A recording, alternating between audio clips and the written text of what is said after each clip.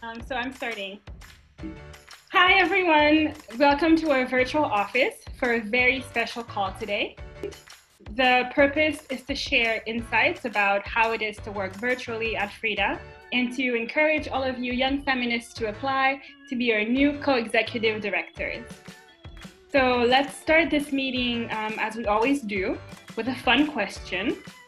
Today's question will be, if you were to wake up tomorrow as an animal, who would you be? I'm going to start. My name is Sophia. I'm from Haiti, but I'll be taking the call from Geneva. I am the co-chair of the board, and I would definitely be a cat. Hi, my name is Sadat, and I'm from Kyrgyzstan. I'm joining this call also from Kyrgyzstan. And I would also want to say cat, but I guess leopard. Hi everyone, I'm Davy. I'm one of the co-executive directors at Frida. I'm Cambodian American, but I'm taking the call from Morocco. And if I woke up tomorrow as an animal, it would be an elephant. Hi everyone, I'm Ruby. I'm the other co-executive director at Frida. I'm from Australia, but I'm taking the call where I live in Oaxaca, Mexico. And I would be a hummingbird.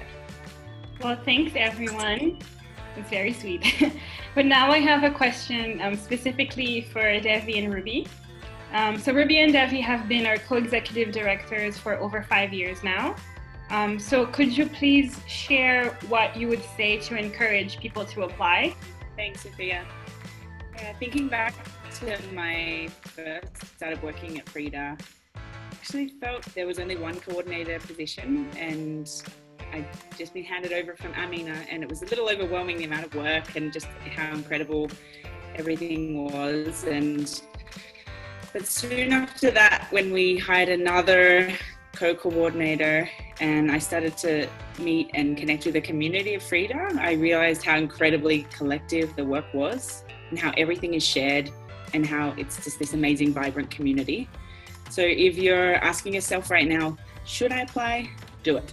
Because Frida is really a wild ride. There'll be highs and lows, no doubt, but it will really change your life. And it will bring you to connect with some of the most incredible people that will really inspire you and give you a lot of courage, and you'll be able to collaborate with activists from everywhere, from different movements and from different locations all over the world.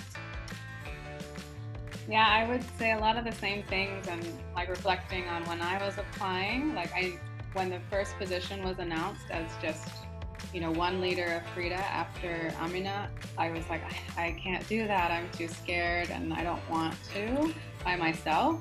So I didn't apply the first time, but when they actually announced that it would be a co-leadership model, I thought, okay, I could do this if I did it with somebody else, someone who would have my back, someone who I could learn from, someone who I could laugh with. And that has been the experience. I'm so thankful that I had a co-lead to go through this journey.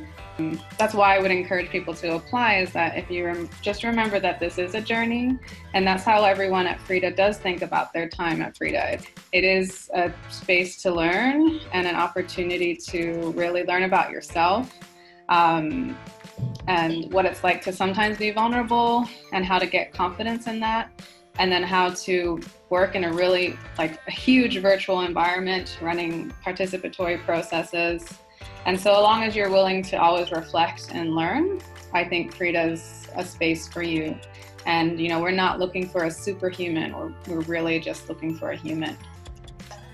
Yes to all what you mentioned, and I think definitely the next Frida leadership for me looks like as a young feminist who care a lot about feminist movement and supporting emerging young feminist initiatives, and has very strong vision and passion for transforming the leadership and influences of girls, women, trans and intersex youth, and also trusting in the leadership, believing in each other, knowing that growth is a collective process and it also comes with collective support.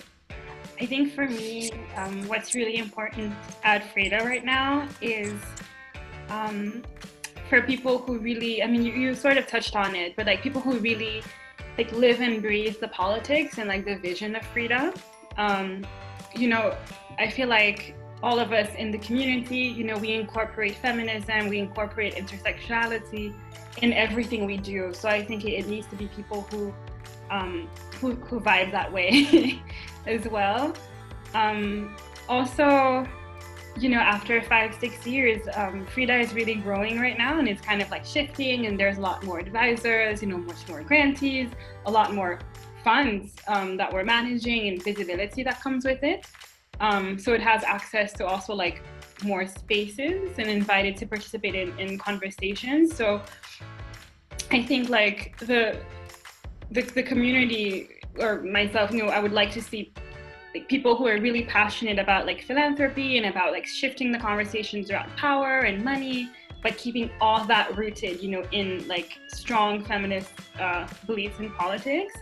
And then I think that also calls for like a lot of creativity and like innovation in the way that people work, and also comes with, or should come with, like self-awareness, you know, to see what in certain spaces, like what your own privileges are and what your identities are, and then what dynamics that could bring into the workspace and into the board as well. So yeah, like someone who's a leader but who's also good at working like horizontally. Yeah. Sadat, I was wondering maybe if you were comfortable sharing something about, because, you know, like as a staff member, you work daily on a virtual team. So maybe if you had like a few thoughts or comments or pointers about that. Yeah, thanks, Sophia. So we at Frida work in virtual office, which my team is something people don't usually do for long-term work, but in fact, many collectives and organizations internationally increasingly practicing online work, and we at Frida, we're getting connected daily from different parts of the world. For me, the beauty of working remotely is to stay connected to grassroots movements in my home country, and at the same time to communicate and be in touch with colleagues, like with feminist actors from around the world. And it's pretty much local/global perspective in my daily life. And as a feminist organization, Frida committed to feminist principles of work, including individual self-care and collective well-being. So we follow certain principles that help us to lead a balanced, satisfying online work life. I mean, in online office, we communicate a lot. There's lots of communication and lots of emojis.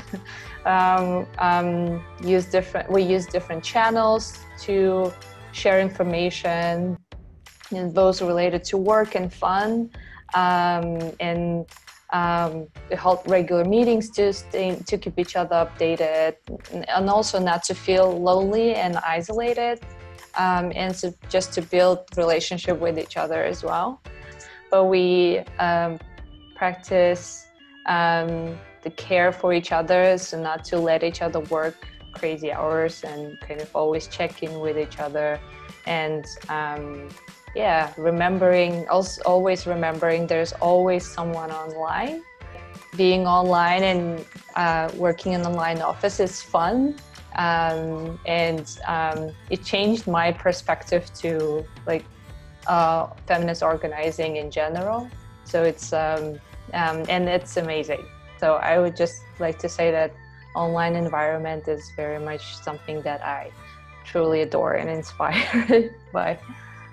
And I would just add one last thing, that as a funder, it's really important to understand your role in the ecosystem and have humility, and that you'll work a lot with other organizations, partners, and collaboration is really important to this work, and supporting organizations of the grassroots.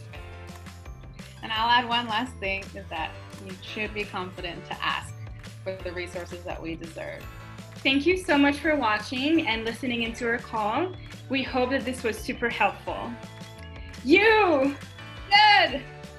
Oh! Apply! Okay, it's cute.